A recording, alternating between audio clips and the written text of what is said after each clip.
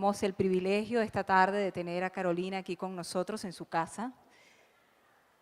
Y yo tengo el privilegio de conversar con ella y de ser la moderadora de este conversatorio con ustedes y Carolina. Entonces, bueno, vamos a darle inicio de una vez a esta charla con Carolina.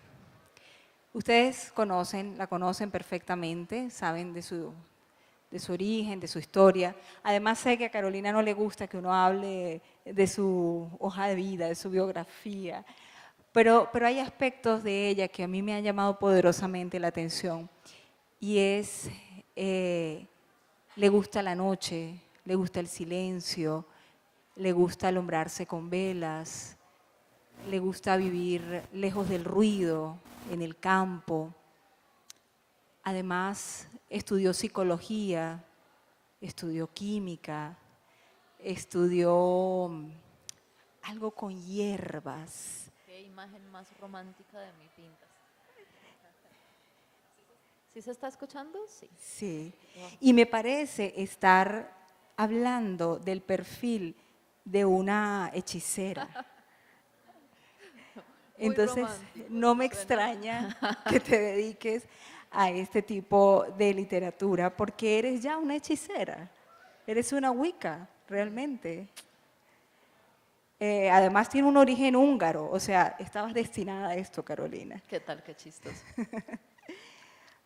Bueno, entonces hoy nos corresponde hablar de un tema interesantísimo, que es sobre la psiquis de los villanos, de cómo piensan los villanos, un tema que me parece elemental a la hora de la construcción de personajes.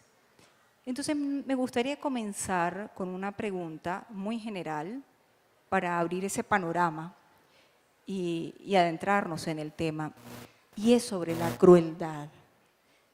¿Qué piensa Carolina? ¿Qué es la crueldad? La crueldad vendría siendo disfrutar de infligirle dolor a otra criatura que siente. Y ese disfrute está en contraposición a lo que es la empatía, lo que hoy en día conocemos como empatía, que quizás no era un término muy utilizado antes, pero está en boga. Y se supone es la característica que poseemos los seres capaces de sentir compasión con la tragedia ajena, de sentir solidaridad. No tiene que ser necesariamente conmoverte hasta las lágrimas, pero sí ser capaz de experimentar esa emoción de apoyo para con otro ser humano. Y de la cual se supone, según estudios muy serios, carecen los psicópatas.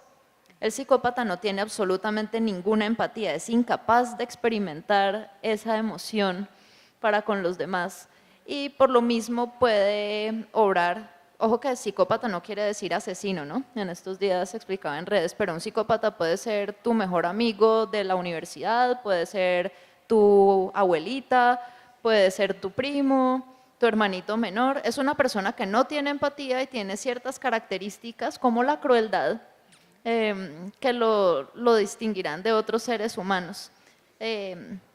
Procedamos si quieres con… ¿Querías algo más o me expando un poquito en cuanto a la psicopatía? Este conversatorio es tuyo, tú lo cuentas. ¿Les interesa un poquito más acerca de los psicópatas?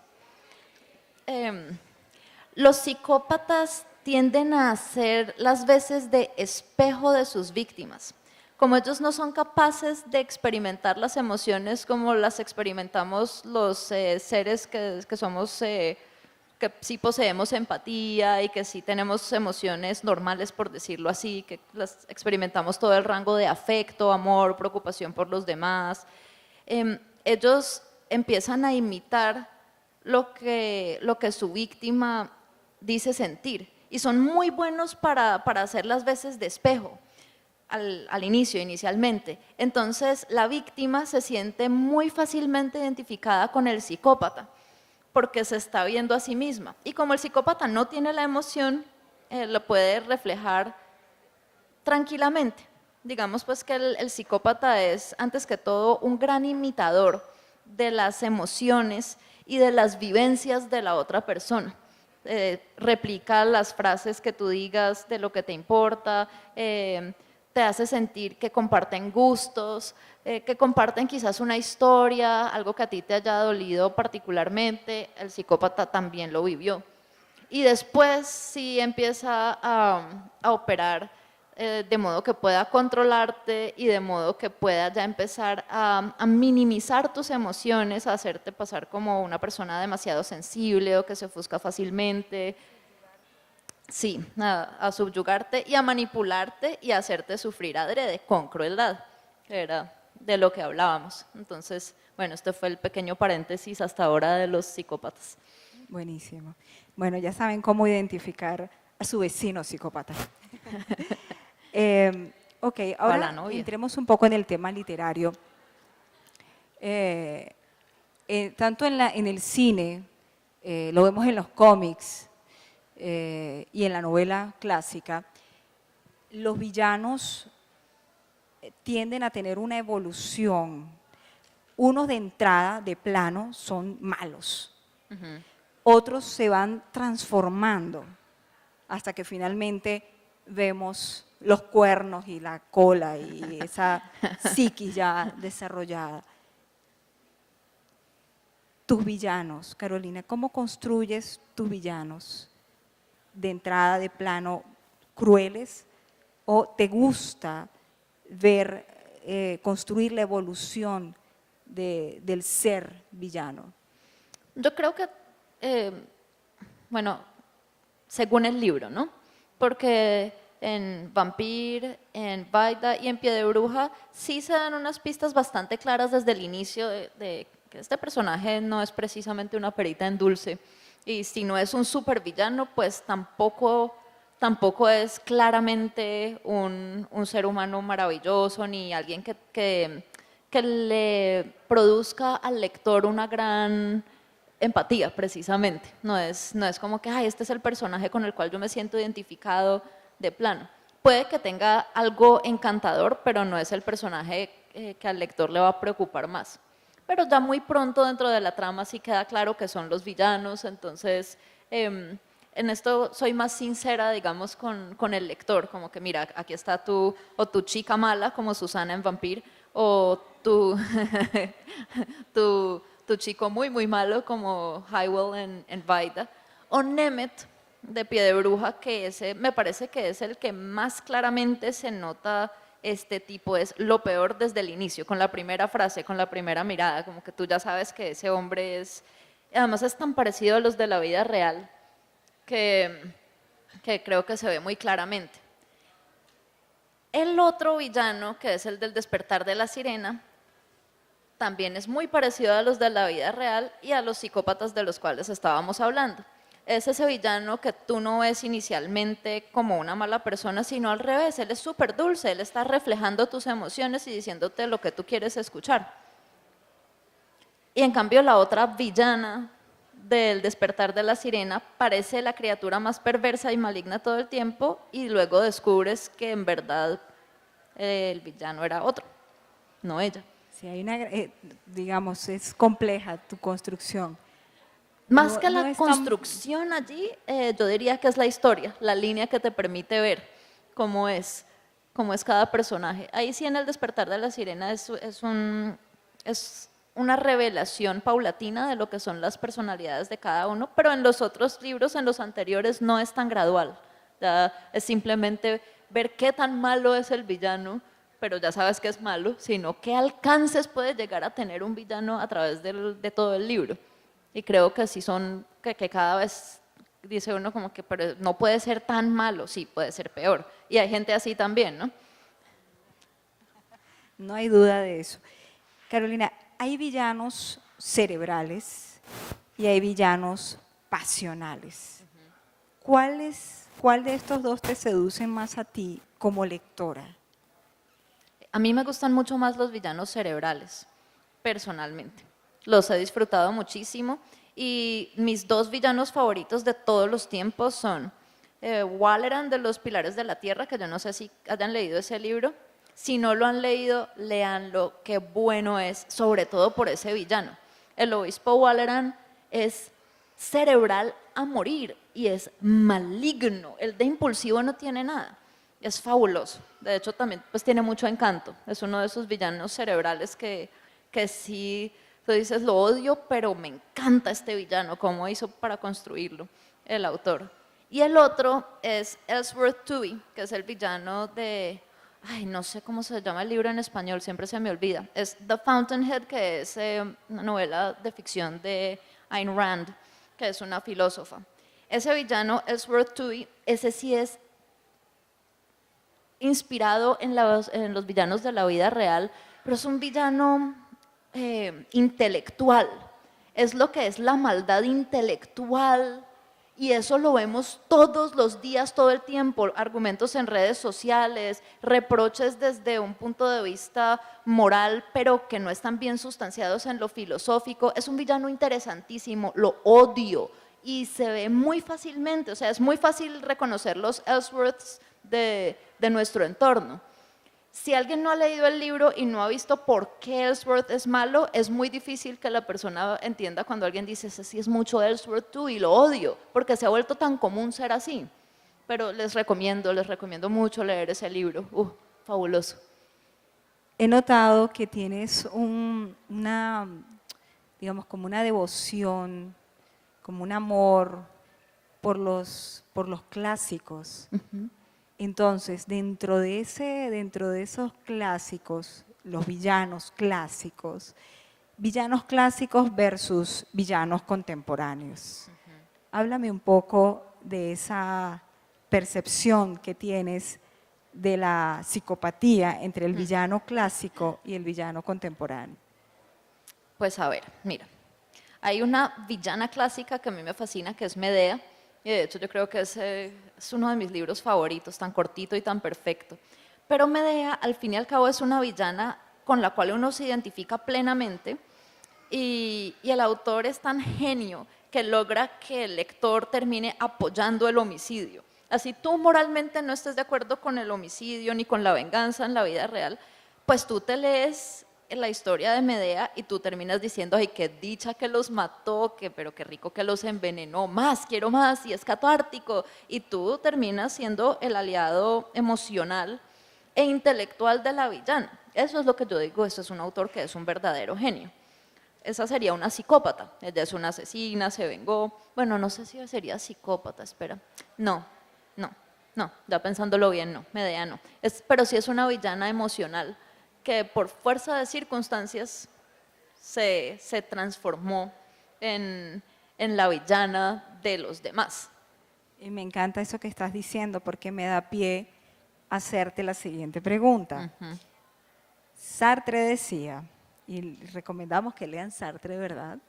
Sartre decía que reconocer el sinsentido de la existencia nos fuerza a darnos cuenta que somos responsables de crear nuestro propio sentido. Es una suerte de nihilismo moral.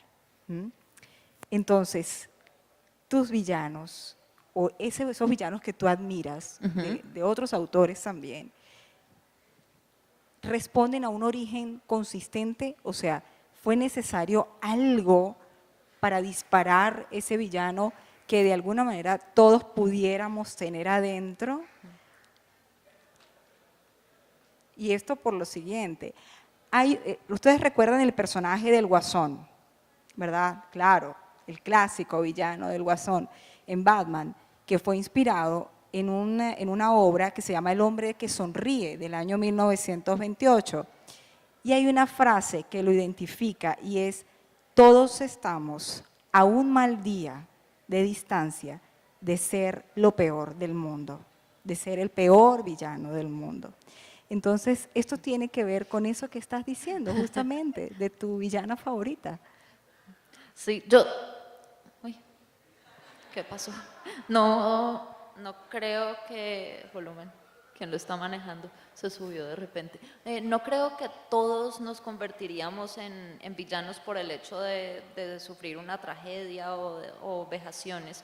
Y de hecho, pues tenemos el ejemplo aquí en Colombia, ¿no? Tantas víctimas del conflicto y de la violencia que tienen una reacción de perdón, van y abrazan al guerrillero, al paramilitar que le mató la familia. Entonces, no todos estamos a un día de distancia de convertirnos en el peor villano, Pero sin duda hay villanos que se transformaron en villanos por sus circunstancias y hay villanos que han sido villanos al natural, porque así son.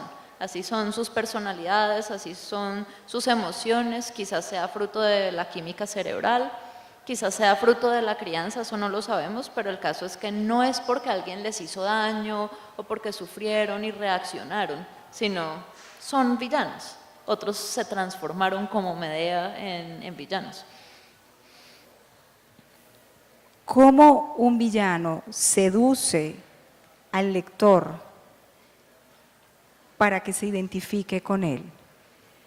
Ahí sí creo que es en la construcción del personaje hay que imprimirle rasgos que encanten. Entonces, un sentido del humor interesante, un sentido del humor negro puede ser algo que seduce muchísimo. Esto es algo que le quise imprimir, digamos, a los villanos de Vampire y de Bite, que son vampiros. Ellos tienen en común un humor muy negro y creo que los hace encantadores a su modo.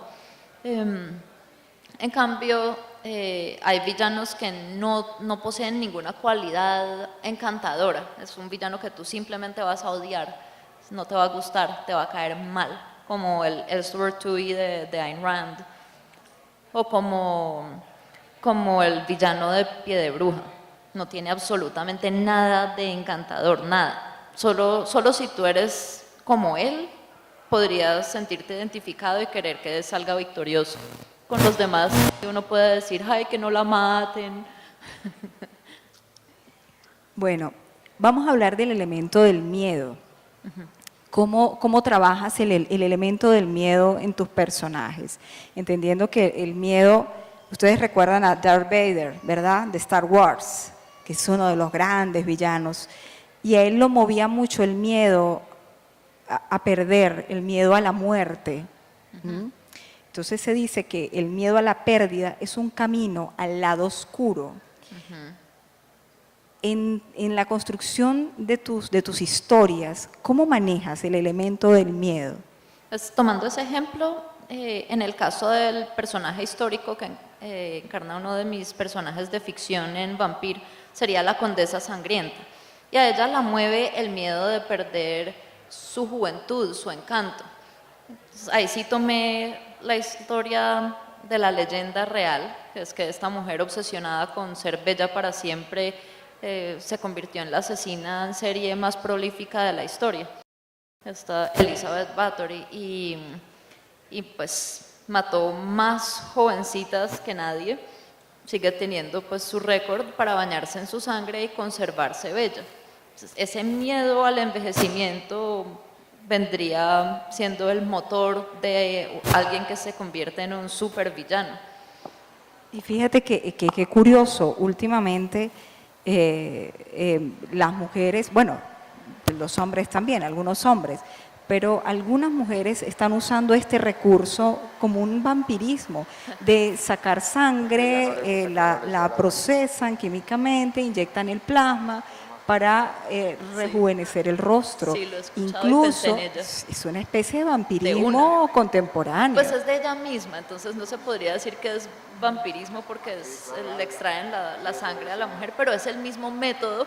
Y entonces pensaba, ¿será que sí tenía razón pues la villana de la vida real, que había que bañarse en sangre? O sea, sí tenía una intuición científica todo el tiempo pensando que la sangre era la fuente del antienvejecimiento. Pero al parecer no, o sea, al parecer ni untada ni inyectada surte el efecto que ella estaba buscando tampoco. Claro. Hay acá una cita que ustedes seguramente lo van a reconocer. Dice, Lucifer nos espía a través de las gárgolas cuando no nos puede ver con claridad desde arriba. Por esto le otorgó especial poder sobre la materia en su dominio. ¿Tú crees que la maldad, de alguna manera, nos usa a nosotros, o sea, o entra de alguna manera en nuestra psiquis para poder, hay una especie de dominio sobre esa Qué materia? maravillosa pregunta.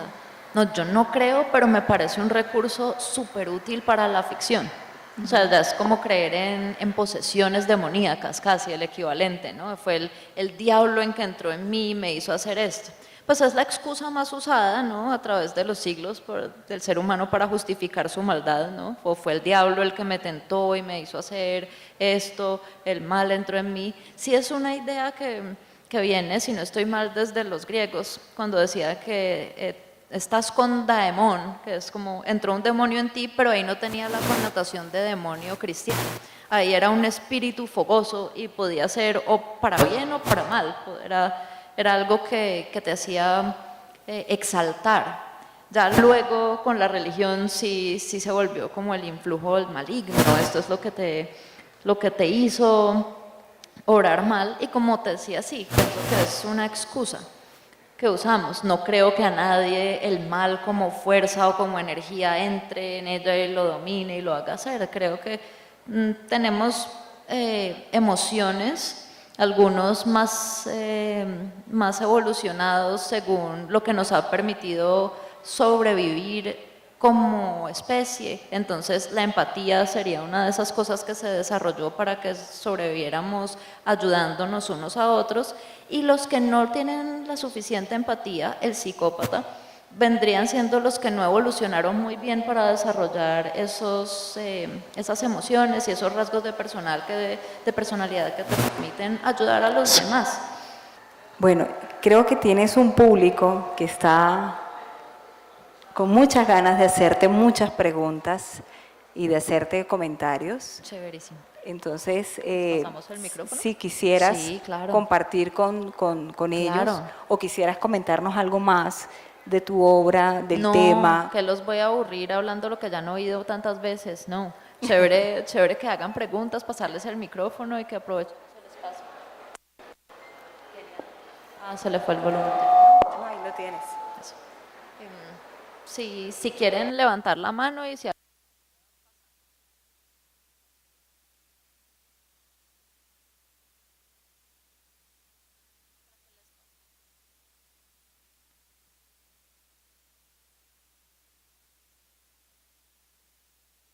Sí. Oh.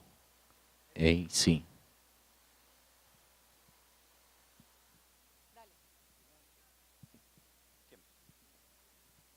Bueno, ¿quién quiere hacer preguntas para pasar el micrófono? Dale, allá.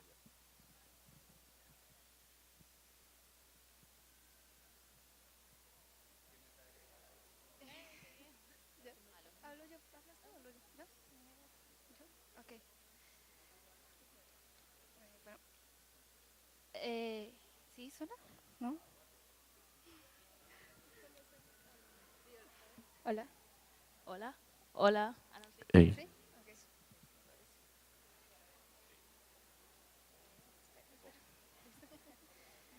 Bueno, pues primero que todo yo la admiro mucho. Hola. Hola. ¿Le pueden subir el volumen al micrófono de ella para que las... Sí, suena muy pasito. ¿Ya? Ok. Pues primero que todo, ya logré saludarla, la admiro mucho, le di un presente mío. Pero lo que yo quería saber principalmente es si te has plasmado en alguno de tus personajes. Yo siento que pues físicamente tu descripción es como Emilia. Entonces no sé si tú te identificas con ¡Qué Emilia. elogio! Ojalá. Pues no necesariamente tendría que ser ella, pero si te has reflejado tú en alguna de tus personajes. Yo creo que en todos hay algo de mí, porque para poder construir un personaje, sea villano, héroe o secundario, pues tengo que imprimirle de algún modo mis emociones, mis reflexiones. Entonces, claro, salieron de mí, entonces tienen que tener algo. Pero que sean así muy parecidos, no creo que ninguno sea psicológicamente muy parecido. Más como yo quisiera ser, quizás. Me gustaría ser como Ava. Ella es muy valiente, es muy directa y digamos que sería como una meta aprender a ser como ella, tener esa valentía para defender a otros de las injusticias, pero infortunadamente uno no siempre tiene ese valor. Entonces son metas, pero de los villanos sí tengo un parecido más con Hywel, que es el villano de la segunda novela. siento que si yo me dejara llevar por mis peores instintos, sería más parecida a él que a otros por su tipo de inteligencia maligna. Es más parecida a la mía a él que a la de Erzsébet, por ejemplo. Sí. Gracias. A ti, mi amor. Hola Carolina, quiero Hola, decirte amor. que te quiero mucho, pues me encantan tus libros y cómo escribes. Tan linda. Tengo la pregunta de si Adrián Almos está basado en alguien de tu vida o algo así. Es que lo describes como tan perfecto, hermoso, no sé, como con tanto amor. Entonces quisiera saber. No, él es totalmente ficticio. Ojalá, no, pues estaría acá. Creo que todos quisiéramos un Adrián Almos. Sí, no, ojalá, pero no. Ah, bueno, gracias. A ti, mi amor.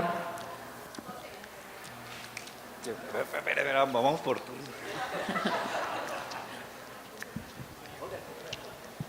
Hola. Hola. Hola. Bueno, primero tú o yo, ¿quién está hablando? Bueno, ok. Hola, hola Carolina, ¿cómo Hola, estás? mi vida, bien, feliz. Bueno, lo que decías ahora acerca de las lecturas que has leído anteriormente, que pues de las que resaltaste algunos villanos que te gustaron muchísimo, pues sí hay lecturas que uno lo dejan pensando muchísimo, o sea que lo tocan y lo llevan al punto de dudar de su propia moral. O sea, que uno se pone en el papel del villano o, digamos, en caso de una violación, que uno se llega a poner en el papel del propio violador, aún sin estar de acuerdo con su conducta.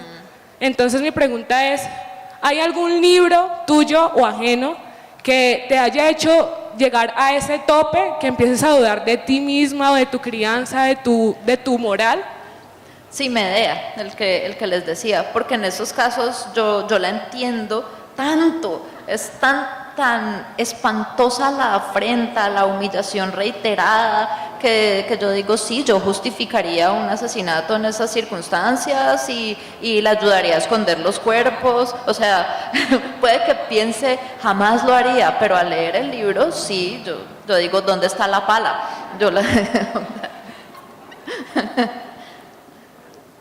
Oli. Hola. Caro, quería preguntarte, es una pregunta bastante relacionada con la chica antes de Luisa. Leí Vampire como cuando estaba en décimo, una cosa así, noveno.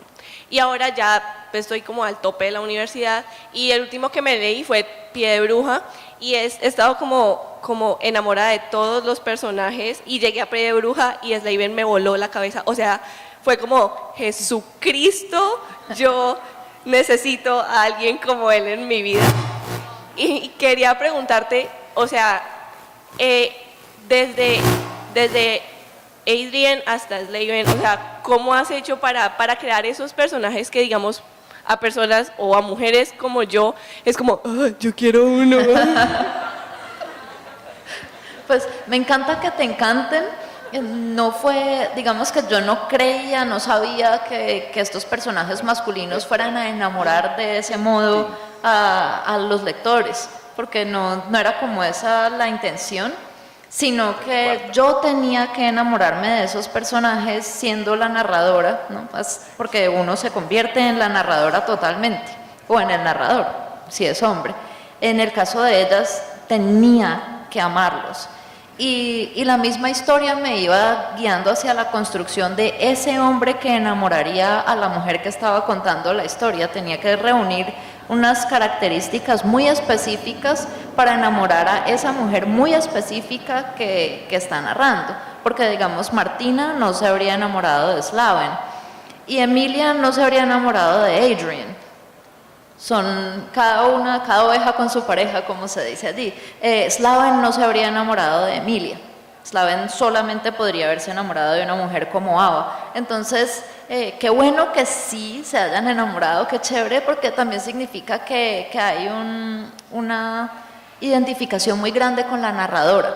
Para que uno se enamore del tipo, tiene que estar también sintiendo las emociones de ella como algo muy genuino. Ajá. Genial. Pues ojalá existieran tipos así. Quizás sí, todavía no los he conocido, pero por lo menos sí están en la literatura y puede uno vivir un amor así de intenso y de bonito a través de un libro o de una película. Gracias, qué chévere. Hola, Caro. Hola, amor. Bueno, una pequeña cosita es, me encanta Pie de Bruja, yo me enamoré de Pie de Bruja en 11. ¿Te Ya. encanta qué?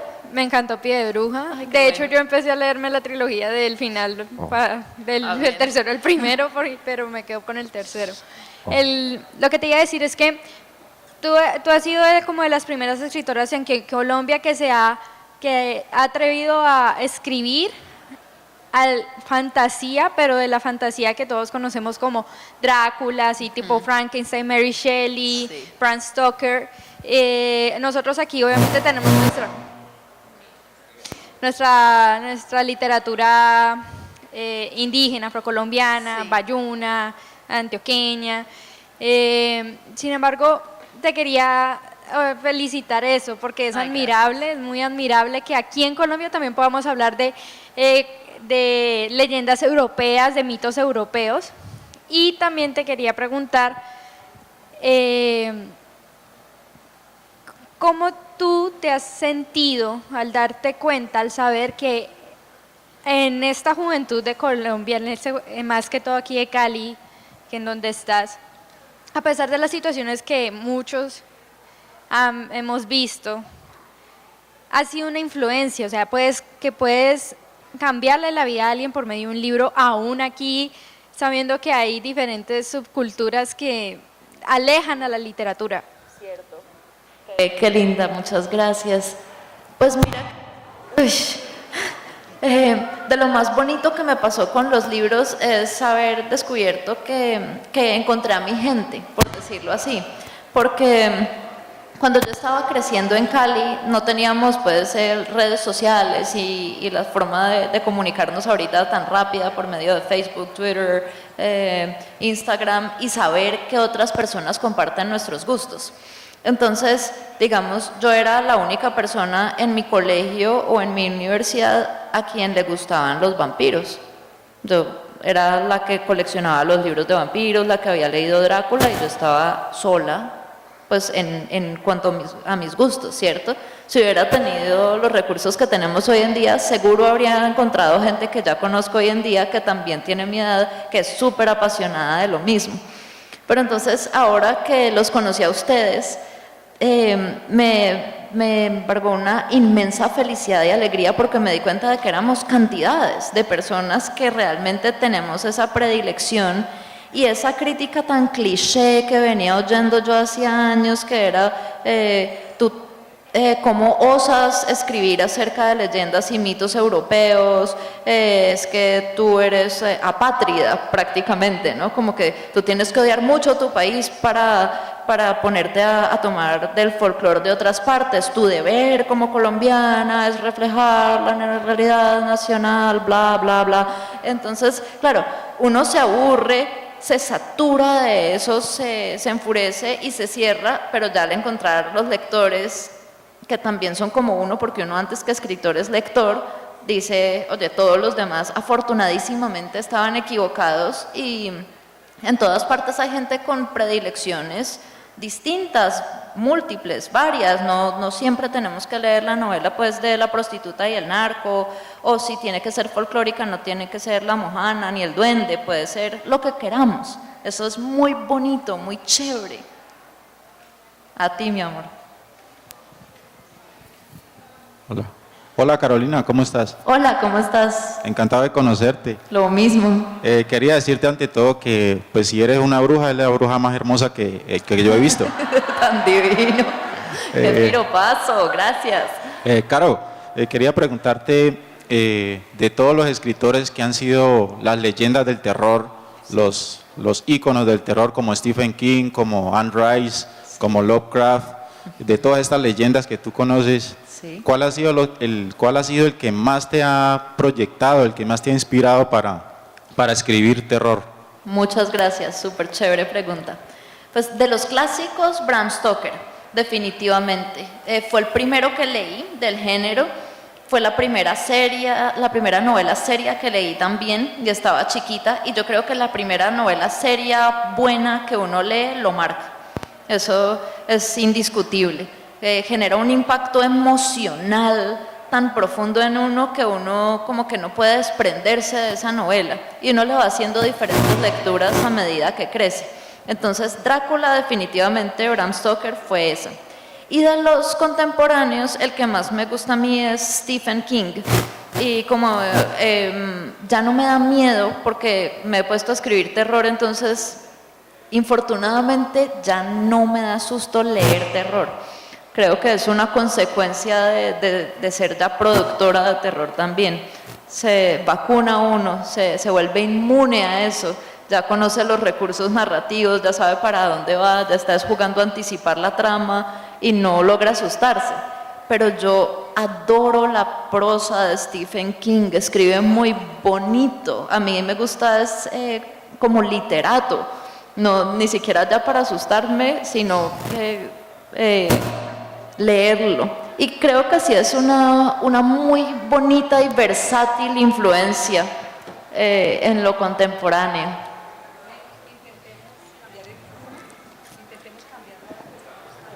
A ver, ¿con este? Dale. A ver si les prestan, si les funciona ese a ellos. Aquí ya hay una pregunta. ¿Sí?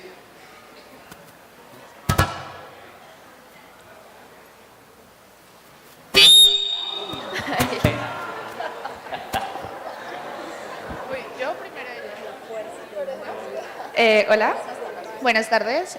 Hablando un poco también de lo que es, de lo que es tu experiencia construyendo personajes, quisiera que nos contaras un poco de cuáles crees que son las características principales que forman el carácter del villano, teniendo en cuenta que nos hablaste un poco del miedo, de la pasión. Entonces, ¿cuáles crees que son las más importantes en la construcción del personaje? Qué excelente pregunta, excelente. A ver, yo creo que lo que caracteriza a un villano es su motivación. ¿Y qué es? Nunca jamás el villano es transparente. Él nunca va a ser sincero al respecto de sus intenciones. El villano siempre tiene una segunda intención. Pues sí, es un buen villano, porque si no, pues es un niñito caprichoso que hace parte de la trama, ¿no? Pero un villano bien construido nunca va a ser transparente, siempre lo va a estar moviendo una motivación que el otro personaje no conoce, y eso es lo que te pone a ti a sufrir como lector o como audiencia, pues digamos, si estás viendo una película. Es como que, ¿qué quiere? ¿Qué es lo que quiere? Y creo que darle ese manejo al villano es enriquecedor para el que está leyendo, porque te tiene adivinando también. Algunos autores eligen mostrar esa motivación de una. A mí no me gusta hacer eso porque pues como que te revelas la trama desde el comienzo, pero es válido y lo he visto en algunos autores de thrillers, y aún así logran con todo el misterio de la trama que no se pierda el interés. Pero sí, siempre hay una segunda intención, hay algo oculto. A ti. Mira allá del lado de allá.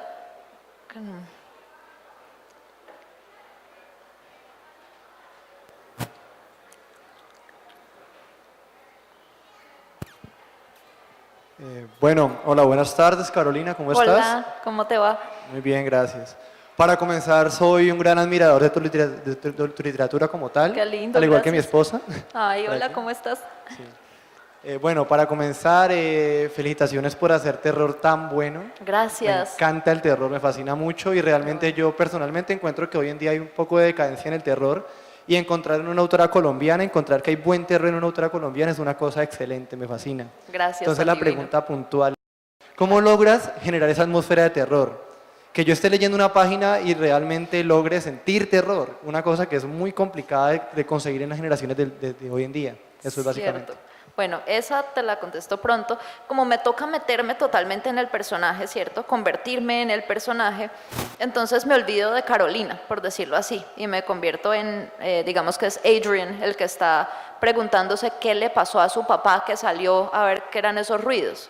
Entonces te tienes que convertir en esa persona, sentir el frío, ver la oscuridad afuera, oír los ruidos, el crujir de las hojas y de verdad el corazón se empieza a acelerar igualito, o sea, y empiezas a sentir las pulsaciones de la sangre en los oídos y empiezas a sudar frío y yo escribo así, asustada, aterrada, porque si no, no voy a poder transmitir una emoción genuina. Ya luego sí, claro, se revisa, se edita, dice uno, no, pues me quedó terrible esta frase, no se entiende qué estaba pasando, pues claro, estaba aterrada cuando la estaba escribiendo. Pero ese es el truco, convertirte en la persona que lo está viviendo y dejarte llevar de ese miedo, porque ese miedo habita en nosotros.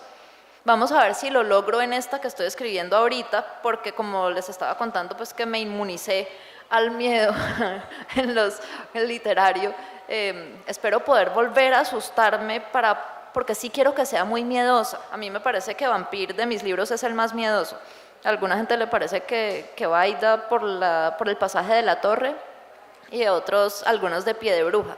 Pero a mí me parecen particularmente más miedosos por el suspenso los pasajes de Vampir, cuando están esperando Carmen y Martina que Susana entre a la habitación, bueno, cuando están en el castillo de Sal o cuando están en el castillo de Chaite, al final Martina y Adrian que no saben dónde está Ercebet, todo eso me parece que tiene un manejo de suspenso que va más al terror que en los otros libros. Y quiero hacer algo así en la cuarta, ojalá lo logre. A ti, mi amor.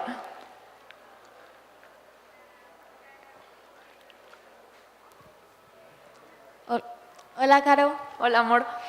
Primero que todo, gracias por haber escrito Pie de Bruja. En serio, lo amé. Y, o sea, escribes como los personajes malos, todo uno lo odia. Y los personajes buenos, uno los ama. Lo amé, lo amamos porque nosotros dos la leímos. Ay, qué lindas. Por ejemplo, mi pregunta es, Slaven es hijo del diablo, todo eso. Entonces, ¿cómo hiciste para pensar que, o sea, todo el mundo leía y uno decía, el hijo del diablo, este es malo? ¿Cómo puede ser bueno? ¿Cómo puede ser una persona tan buena? ¿Cómo puede amar? ¿Cómo puede hacer ese tipo de cosas? Bueno, ahí el truco era el juego de palabras, ¿no? Porque, pues voy a hacer un mega spoiler, lo siento, si no se lo han leído, ¿no? Levante la mano el que no quiere que haga el spoiler. Ya. Sí, o sea, hay personas que seriamente no quieren que lo haga. Entonces, sí, terrible. Qué mal.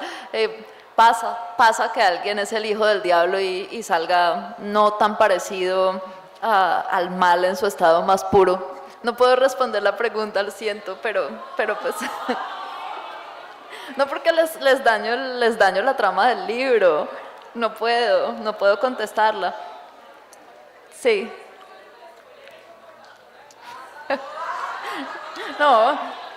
No, después lo leen también, es que no era tan importante, pues al fin y al cabo revelarles todo eso creo que no vale la pena porque es como la mitad de la trama del libro. Sí, no, pero bueno, digamos que en Pie de Bruja, tanto el título como esa historia de la procedencia de Slaven, la quise hacer mucho con juegos de palabras. Entonces, claro, mucha gente empieza leyendo el libro sin saber qué es un pie de bruja. Eso es chévere. Yo estaba contando con que la gente no supiera, ni siquiera al ver el título, y con que quizás, digamos, solamente 5 personas de 20.000 sabrían qué es un pie de bruja porque leyeron Fausto de Goethe y se habían molestado en averiguar exactamente qué era, cuando otras personas pues comúnmente lo conocemos con otro nombre. Entonces, si jugamos con toda esa palabra, puede construir prácticamente casi toda la trama de un libro con base en eso.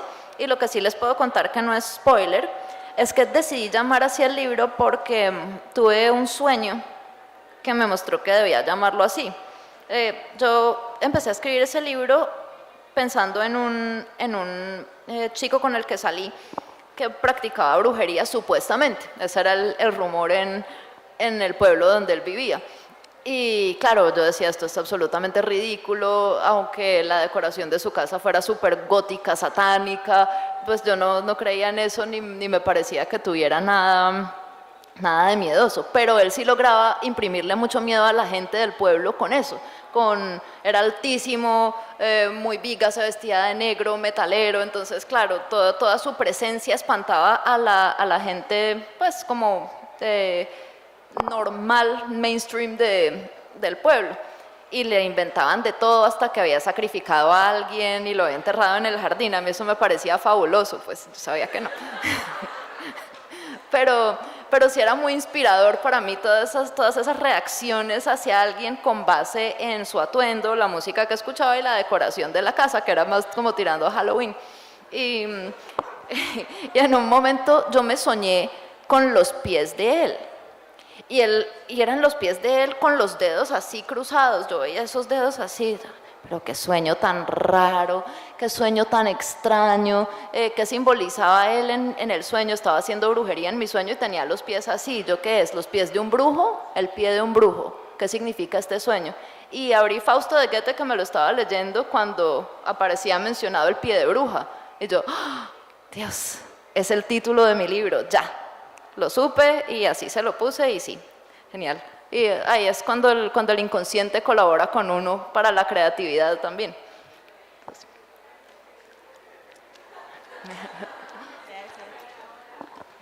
¿Aló? ¿Sí? Hola. Hola. Carolina, dos preguntas. La primera, ¿cómo aplicas tu carrera de psicología en tus escritos? ¿Mi carrera de qué, perdón? De psicología en tus escritos. Y la segunda, ¿qué le recomendarías o qué le aconsejarías a una futura escritora? Súper. Bueno, aquí vuelvo a aclarar como por no sé, sí, millonésima vez que yo no soy psicóloga. Algún periodista decidió que yo he estudiado psicología alguna vez y desde allí quedó que yo era psicóloga. No, yo hice 2 semestres, pero me salí porque no estaba muy satisfecha con el pensum, aunque me pareció una carrera súper interesante. Entonces yo nunca terminé, o sea, estudié un poquito y ya luego, después de estudiar homeopatía, fue que yo me especialicé en el análisis onírico y según Jung. Y eso ha sido como mi mayor experiencia en psicología, digamos, eso es lo que manejo yo en lo que concierne la carrera. Sí. Me ha servido muchísimo para los libros, muchísimo, porque cuando estoy escribiendo soy muy juiciosa, hago el ejercicio de escribir mis sueños, analizarlos, los dibujo, eso ayuda una cantidad a cualquier persona que esté escribiendo, ahí está el consejo de una vez, para despertar la creatividad y tener ideas que no sean tan cliché. Porque igual pues nadie tiene la fuente de la originalidad, ¿no? Nadie puede ser completamente original en todo, todos tenemos influencias inconscientes de lo que hemos leído, lo que hemos visto, lo que estamos viviendo, pero sí te ayuda como a deshacerte de cositas superfluas y reiterativas y en el estilo también como imitar inconscientemente a otros, entonces es muy bueno. Apunta tus sueños, escríbelos puntillosamente, con la mayor profundidad de que seas posible, y si puedes darles una interpretación chévere, pero ni siquiera es necesario, píntalos, ilústralos, allí hay una cantidad de ideas buenas y de paso pues te ayuda a desarrollar el hábito de escribir a diario. De nada.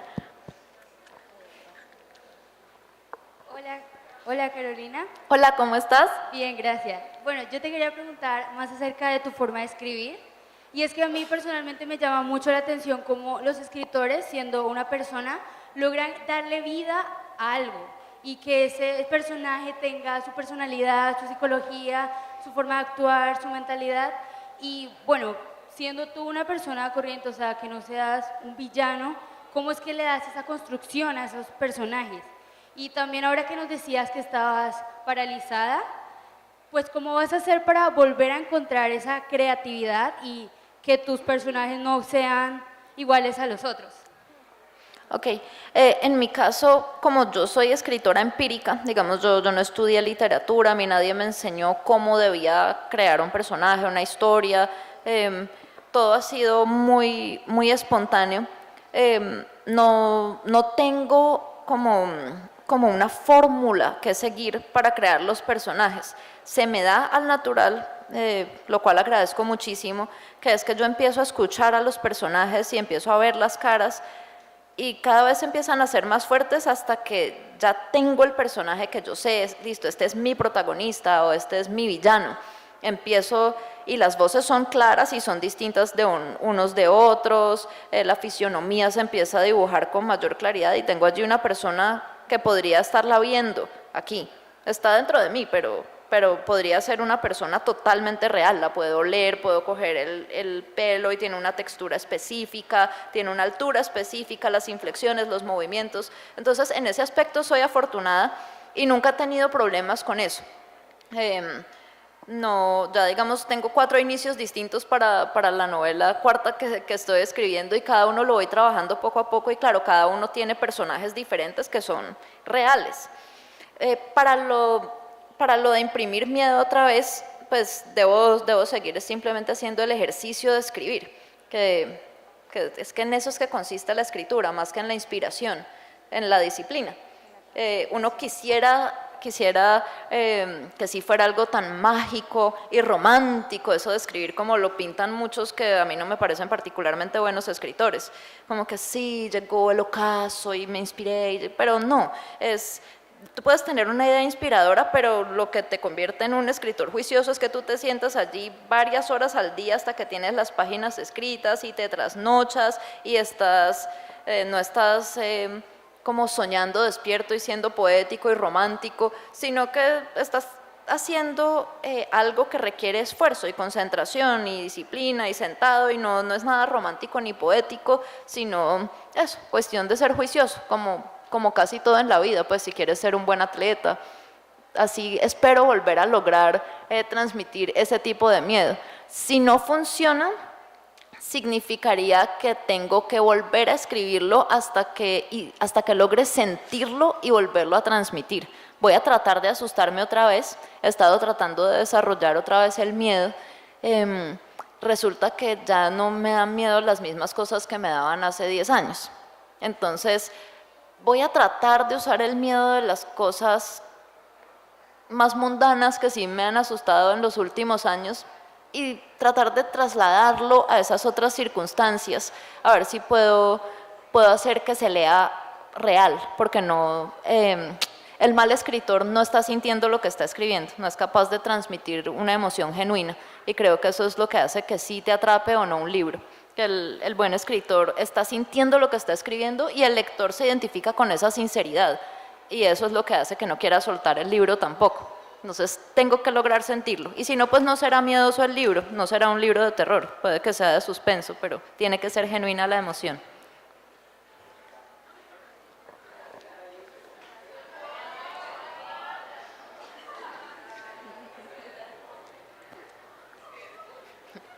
Hola, Caro. Hola, mi vida. Es que yo tenía una pregunta que era cuando, o sea, tú ya tienes la historia en la cabeza, porque es que puede que no tenga su historia en la cabeza ya bien. ¿Cómo haces para sentarte a escribir? ¿Tienes anotaciones o ya tienes el orden cronológico? Pues esa es mi pregunta. Bueno, no, yo nunca tengo el orden y no sé qué va a pasar en el libro. Digamos que cada día se me van ocurriendo las ideas para lo que va a pasar en ese pedacito y puede que en el transcurso de la semana sepa hasta qué punto va a llegar la trama. Pero usualmente yo no tengo un mapa del libro. Hay como esos dos estilos de escritores, unos que van escribiendo así como yo a ver qué pasa, que se van contando el cuento a ellos mismos y otros que saben exactamente qué va a pasar y lo tienen todo apuntado. Yo intenté hacer eso con pie de bruja, lo escribí todo, pues tenía el mapa del libro y empecé a escribirlo y me aburrí totalmente porque ya sabía qué iba a pasar. Entonces me tocó empezar de cero. Entonces, eso es lo que yo hago, dejarme llevar. Me toca escribir rápido para que no se me olviden las ideas, por lo cual toca trasnochar a veces 2 días seguidos, o sea, trabajar 48 horas y luego dormir, porque si no se le olvidan a uno todas las cosas que quería escribir. Pero sí procuro, si no estoy escribiendo en ese momento, pues hacerme notas en el celular o en un cuaderno, donde sea, para que no se me vaya a olvidar algo chévere que yo piense que sí puede servir en la historia. Bueno, yo primero Creo tengo, que hagamos unas 2 preguntas más y firmamos, ¿cierto? Porque, primero, ¿dónde estás? Ay, hola, ¿cómo estás? primero tengo un comentario de algo que he observado. Me parece muy curioso que la mayoría de las preguntas provengan de mujeres y mujeres jóvenes. Eso te debe estar indicando algo y te han felicitado y se notan emocionadas de haberte leído. Luego, te has conectado mucho a través de tus obras con ellas. Más cerquita del micrófono, por Bueno, favor. listo. Pero tengo 2 preguntas. Lo uno, está recurriendo al término terror, a veces miedo, a veces temor. La palabra terror nos lleva a pensar en terrorismo también, desafortunadamente, y es Claro. real aquí. Pero bueno, admitiendo eso, una pregunta para ti en lo personal. Alguna vez un escritor me decía que él, o nos decía en una charla, que él para crear personajes se iba a vivir esa situación en los lugares y con esos personajes. Eran, por ejemplo, personajes de cantina, y nos decían qué lugares en Cali los creaba, en fin, y se inspiraba allí. La primera pregunta es, tú, Carolina, ¿qué villano de carne y hueso has podido conocer y tratar que de pronto te ha dado luces para escribir pasajes en tus obras? La segunda pregunta de una vez. Puede que me la tengas que repetir. Mi memoria es cortoplacista. No, pero es como muy evidente. En la literatura infantil, ¿qué tan lícito o válido puede ser escribir obras para que las lean los niños? ¿O has tenido experiencia tú de que alguna obra la haya leído un niño y qué emoción le ha causado? Sí, luego me la repites. Espera. Villanos de la vida real que me hayan servido, exnovios. Qué gran inspiración. Me han servido un montón, pero maravillosos. Pero ya me aburrí, pues, o sea, no más, ya basta. Hay que conocer tipos que no inspiren villanos, sino héroes en algún punto. Ojalá a partir de ahora, porque sí, ya creo que ya con... Sí, ya basta. Pues tampoco me tiras que no han sido tantos, pero con 3 muy malos, ya, sí. Y bueno, también tengo por allí conocidos, algunos parientes también de quienes derivar inspiración para la creación de villanos. Entonces, no me ha ido mal en cuanto a la experiencia personal que sirva para crear terror. Y la otra pregunta... No. El terror o el miedo en la literatura infantil. Tú me decías que si era lícito, ¿qué? ¿qué? ¿Has tenido la experiencia de que niños hayan leído tus obras y qué reacciones has advertido en ellos? Ok, sí, he tenido lectores muy jovencitos, o sea, y para decir niños voy a decir de 9 años, de 10 años, que han sido como los más jovencitos que han leído las novelas de terror, porque yo tengo un cuento que es para niños. No lo escribí para los niños, pero fue vendido al público como un libro de niños y con ilustraciones, y pues ese no es un libro de terror. Pero sí he tenido lectores muy jovencitos de las novelas y les ha fascinado.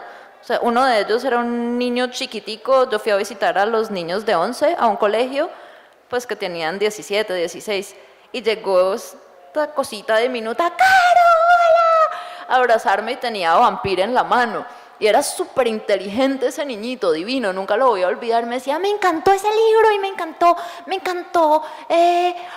Adrian, y porque es tan mala Elizabeth, ¿me lo firmas? O sea, lo había llevado y era un niño súper despierto. Y cada vez que tengo lectores así chiquitos que han leído las novelas serias que he escrito, son niños súper inteligentes, de eso que uno dice, este sí lo adopto.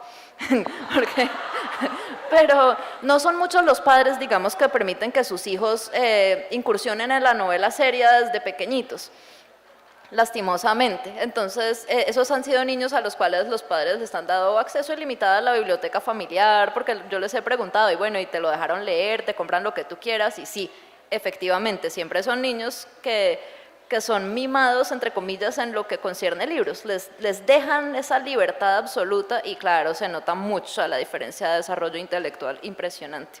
Eso es lo que he tenido con ellos. Gracias, chévere que pregunta. Hola, Caro. Hola, mi amor. Pues primero que nada, decirte que me encantan tus libros. Gracias. Pienso que dejas la literatura caleña en alto, porque a pesar de Gracias. que contamos con muchos escritores, pues como que escriben cosas que a uno como que no le llaman la atención. Entonces, es muy bueno encontrar una escritora caleña que escriba tan bien y que lo meta uno en la historia y que uno pase días enteros leyendo y que uno no se aburra. Ay, gracias. Que uno se tenga que releer los libros porque son demasiado interesantes y emocionantes. Qué chévere. Entonces, bueno, tengo dos preguntas. La Dale. primera es, ¿por qué te basaste tanto en Europa? O sea, ¿por qué te apropiaste tanto de precisamente ese espacio geográfico para escribir los libros? Ok, te lo voy a contestar primero y ya me haces la otra. Estéticamente me gusta cómo encaja la figura del vampiro en Europa. Es una fijación, yo sé que uno podría ser súper flexible, decir pues chévere tener el super vampiro con acá caleño de pronto gordito, con su pelito ondulado, trigueñito y comiéndose, pues fingiendo comerse un mango biche, ¿cierto? Sí, y sí, unas marranitas y entonces y la víctima pues también poniéndole como una estética similar, pero a mí me gusta más, digamos, el vampiro pálido, de extremidades alongadas, pues sería cómico de la otra forma, que también me parece algo muy válido, pero como yo no, mi intención en ese aspecto no es hacer reír a la audiencia, sino transmitirle miedo, pues quizás mejor opté por el vampiro clásico, simplemente el que ya me había dado miedo a mí, y con características similares. Claro que pues Drácula, si nos ponemos a verlo, no es tan miedoso, es un tipo como de bigote, ¿no? Y sí, es más parecido como a un hipster contemporáneo, pero sí, es por eso que estéticamente me parece que toda la novela transmite una energía distinta si es basada en Europa, si podemos usar castillos y antorchas y vestidos de Europa, además del siglo XIX, ¿no? Porque no es Europa contemporánea, sino que es eso, es el siglo y el lugar.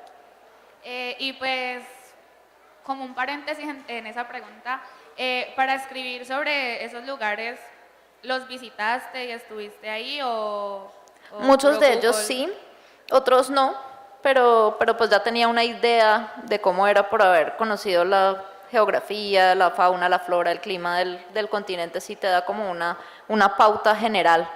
E igual pues ya tenemos unos recursos fabulosos hoy en día con internet, y no solo pues no me refiero solo a Google Images, sino también que podemos acceder a bibliotecas de un pueblo remoto y pedir que te manden los archivos de mapas de la ciudad antiguos, entonces todo eso sirve mucho. Y la última, experiencias. ¿Has tenido alguna experiencia similar a la de alguna historia de tu libro? Solo la vez que me atacó un vampiro, pero no, afortunadamente no, porque estos pobres personajes han pasado por unas muy negras, pero pues yo creo que cada uno tiene sus aventuras a menor escala en la vida real, en la cotidianeidad.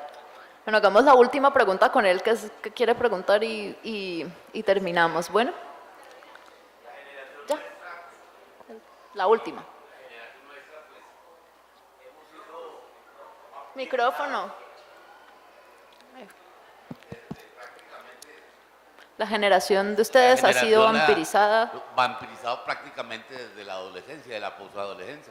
Posadolescencia, el famoso crimen del 10-15,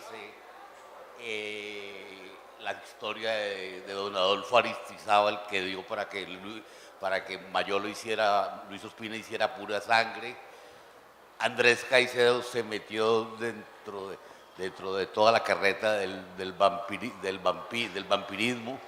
Hernando Salcedo Silva, el más importante historiador y cineclubista de la historia del cine colombiano, ya fallecido, nos decía a nosotros los vampiritos de Ciudad Solar.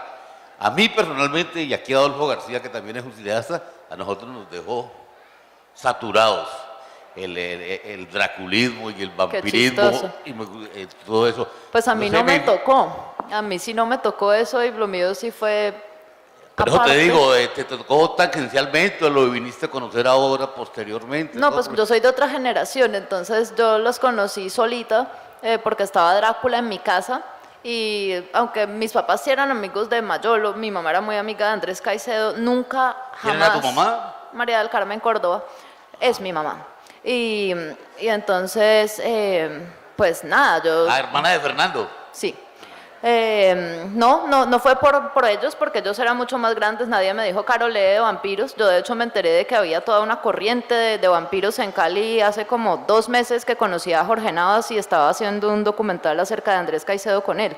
Y él fue el que me contó y me contó que él también había hecho un corto por su lado de vampiros y yo no tenía ni idea. Chévere, Cali tiene como eso, tiene un vampirito volador por encima que a veces toca a algunas personas y a ustedes de esta generación los tocó a muchos. Qué chévere.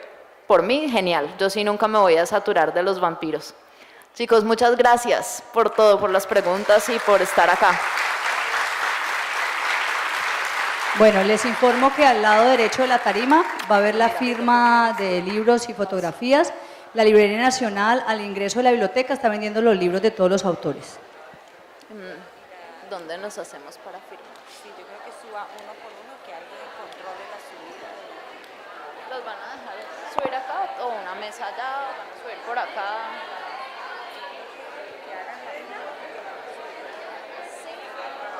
Pero suban por acá, yo los espero aquí. Si quieren que les firme los libros, si quieren vayan subiendo uno a uno por aquí, allí, en esa mesita, ok, listo. Gracias.